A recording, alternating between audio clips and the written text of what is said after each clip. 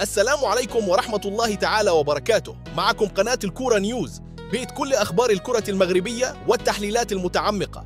اليوم غادي نقدم لكم حلقة مركزة على آخر المستجدات اللي طرأت في صفوف محترفين داخل البطولات الأوروبية، حالات إقصاء وتأهيل داخلي، فالأندية تألق لافت لبعض الأسود، وإعارات وانتقالات اللي ممكن تغير من اختيارات الناخب الوطني فالقريب. تابعونا خطوة بخطوة، حيث كل خبر كيأثر مباشرة على لائحة وليد الركراكي قبل المعسكر المقبل. وإذا عجبكم المحتوى ما تنسوش تديروا لايك وتشتركوا في القناة وتفعلوا الجرس باش يوصلكم كل جديد من الكورة نيوز. اليوم غنغطيو قرار روما بإبعاد أنسي صلاح الدين عن التدريبات ووضعه في ليستة الانتقالات. تألق كبير لسفيان الكرواني في هولندا ب3 تمريرات حاسمة. مروان سنادي في مباراة أتلتيك بلباو واحتمال غياب تاني بسبب ألم في الركبة. بلال ندير يدخل ويقلب النتيجة لمارسيليا بزوج ديال التمريرات الحاسمة. إعارة أيمن أركيك إلى ديبورتيفو تيرويل كفرصة تنافسية جديدة. سفيان الفوزي اللاعب الجديد اللي كيبروز في الدوري الألماني مع شاليكو. أول خبر اليوم مهم وكمس كل متابع للمنتخب. نادي روما قرر يحط اللاعب أنس صلاح الدين خارج الحسابات الفنية للمدرب جيان بيويرو غاسبريني، بحيث ما بقاش كيشارك في التدريبات الجماعية وكيتمرن بوحده. وزادوا حتى في ليستة الانتقالات. إدارة روما كتقلب على حل قبل يسد الميركاتو هذا الصيف، وتواصلت بعروض من هولندا وإيطاليا. تقارير كتقول إنه اللاعب كميل يبقى في إيطاليا إلا لقاء اتفاق. هذه الوضعية كتحط أنس تحت ضغط كبير وكتنقص من جاهزيته البدنية والنفسية، وهو ما كيأثر على فرص حضوره مع المنتخب. الركراكي معروف كيتابع الحالات بحال هذه بعناية، وإذا بقات الوضعية كما هي صعيب يكون حاضر في اللوائح المقبلة. نمر دابا لهولندا. سفيان الكرواني دار عرض استثنائي ودار 3 تمريرات حاسمة فمباراة فريقه ضد إكسلسيور. حتى الصحافة سماته مستر أسيست. أداء من هذا النوع كيخلي المدرب الوطني يكون عنده بديل هجومي جاهز في الجهة اليسرى. وجود كرواني بهذا المستوى كيعطي أريحية كبيرة بالاختيارات، خصوصاً إلا غاب شيء ظهير أساسي.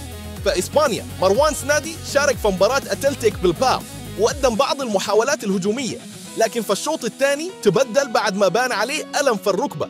وحتى الضمادة اللي داروها كتعطي إشارات مقلقة. هذه القضية كتستدعي متابعة طبية دقيقة، لأن أي إصابة في هذا التوقيت ممكن تعطل مسار اللاعب وتخليه يغيب على المنتخب. نمشيو لفرنسا. بلال ندير دخل كبديل فمباراة مارسيليا ودار تمريرتين حاسمتين قلبوا بيهم النتيجة لصالح الفريق. دخلة قوية اللي كتأكد إنه عنده دور تكتيكي مهم، سواء كعنصر أساسي ولا كورقة رابحة من دكة الاحتياط. هذا النوع من اللاعبين كيسهل على الركراكي اعتماد خطط متنوعة ويخلي المنتخب عنده حلول هجومية أكثر. أيمن أركيك واحد من الشباب اللي كيبحثوا على دقائق لعب أكثر. النادي ديالو أعاره إلى ديبورتيفو تيرويل لموسم كامل. هذه الإعارة غادي تعطيه فرصة يطور مستواه وياخذ خبرة تنافسية، ومن يدري ممكن هذه التجربة تفتح ليه باب الاستدعاء مع المنتخب في المستقبل القريب. أما بالنسبة لعز الدين أو ناحي، الوضعية دياله ما زالت غامضة. باقي كيتدرب مع فريق الرديف ديال مارسيليا وما عندوش مباريات رسمية. هذا الشيء كيطرح أسئلة كبيرة على جاهزيته.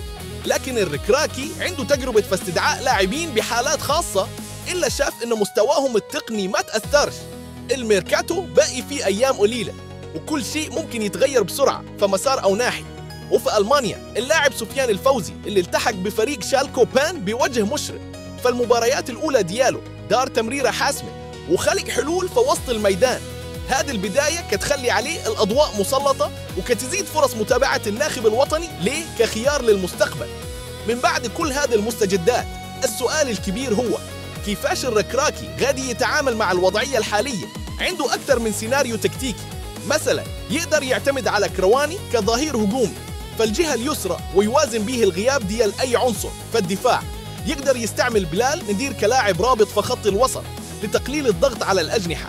كذلك يقدر يعطي فرصة للشباب بحال أركيك أو الفوزي باش يدخل دماء جديدة. وحتى استدعاء أو ناحي رغم قلة المباريات ممكن يكون مخاطرة محسوبة إذا بان بمستوى عالي في التدريبات.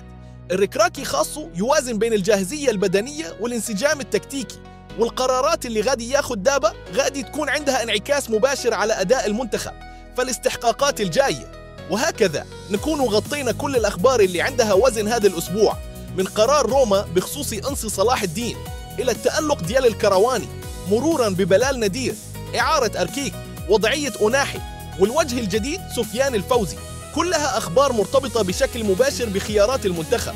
قبل ما نسالي، ما تنسوش تديروا لايك إلا عجبكم الفيديو، وتشتركوا في القناة وتفعلوا الجرس باش ما يفوتكم حتى تحليل من الكورة نيوز، وشاركوا الفيديو مع أصحابكم وخليوا لينا رأيكم في التعليقات. شكون كتشوفوا الأنسب لتعويض الغيابات؟ واش كتفضلوا استدعاء لاعبين شباب ولا أصحاب الخبرة؟ كان معكم محمد من الكورة نيوز، إلى اللقاء وسلام.